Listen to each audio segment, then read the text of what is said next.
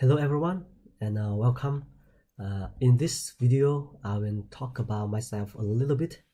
Then I will go over the overview of the three learning theories that are very well known: behaviorism, cognitivism, and constructivism.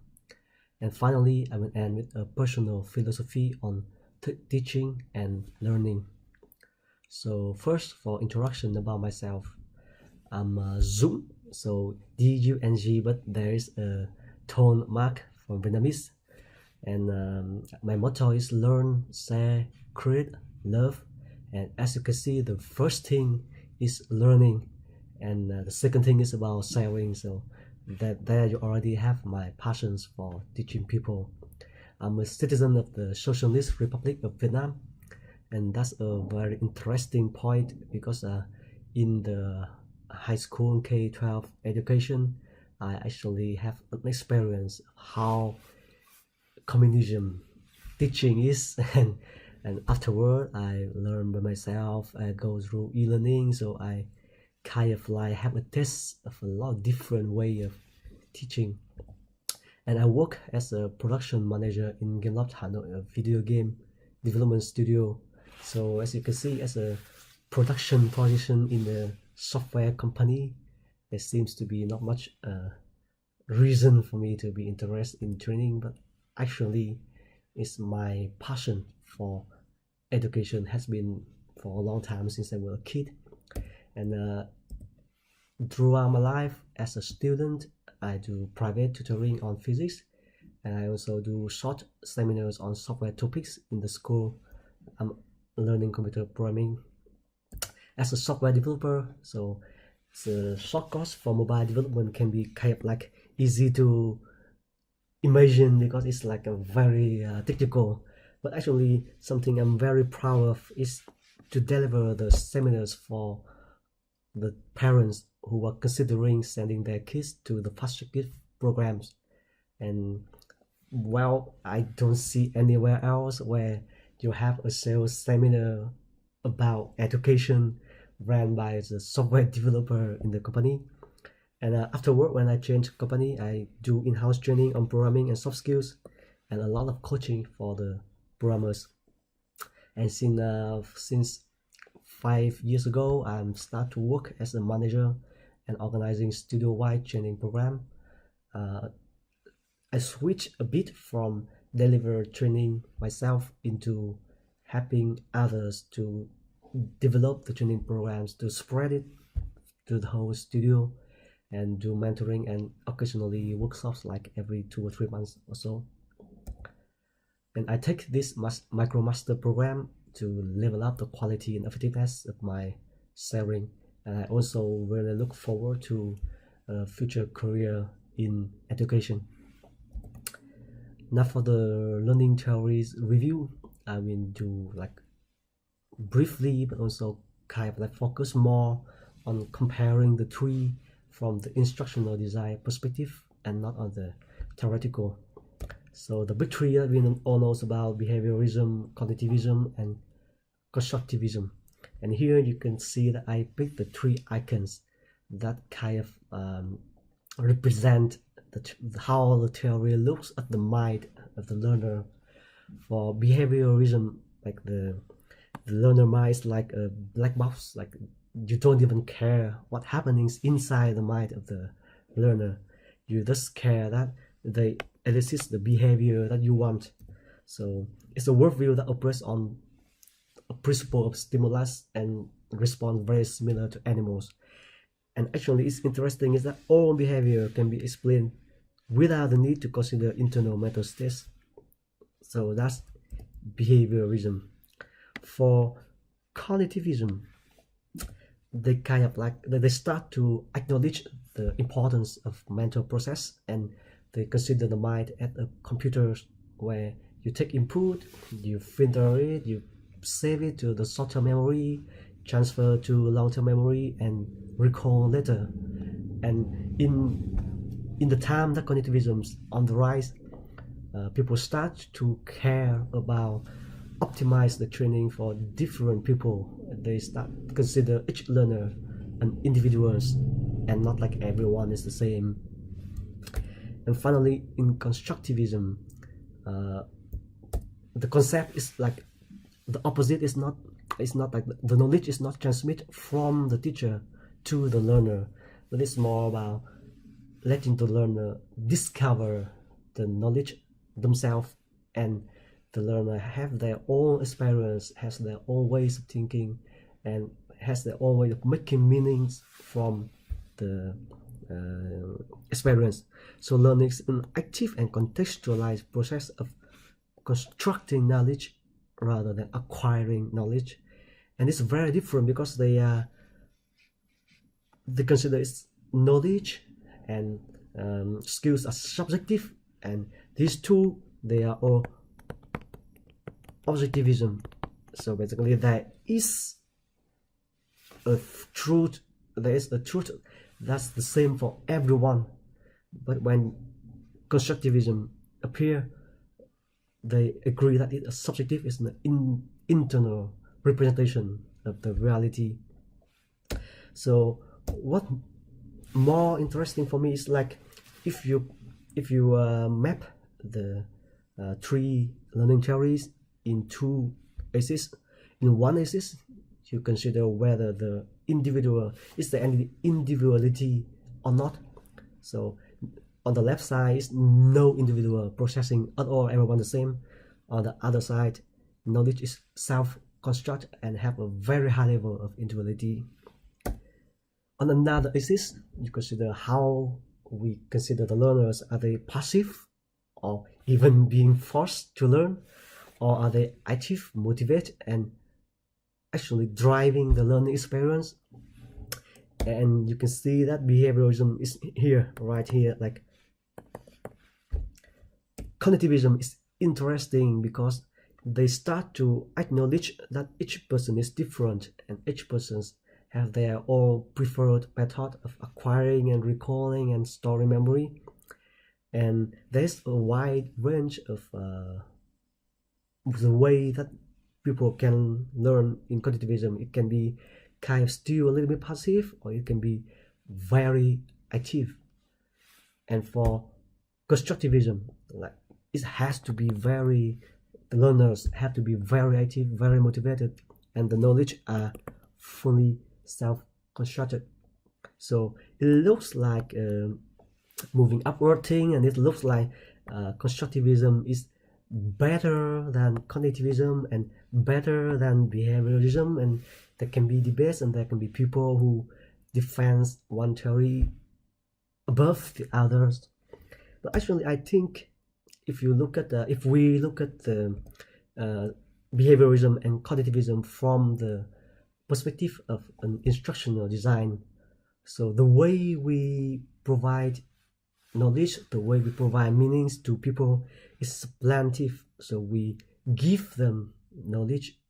It can be wrapped in different package to match with different individual, but overall it's like giving them the knowledge. And on the other hand, if you have the generative way of giving instruction, it's like you just design the context and let people and give people the chance to solve problem and learn the skills by themselves. There actually can be 4 areas. Like in immersion, there is no design, no instruction, but the people still learn.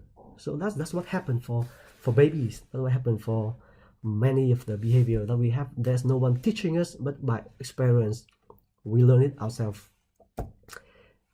These 2 areas are like the poor construction and poor injection.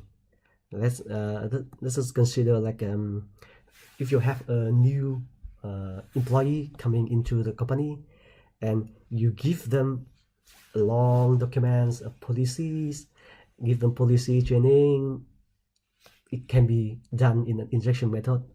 That effective or not, that's another problem.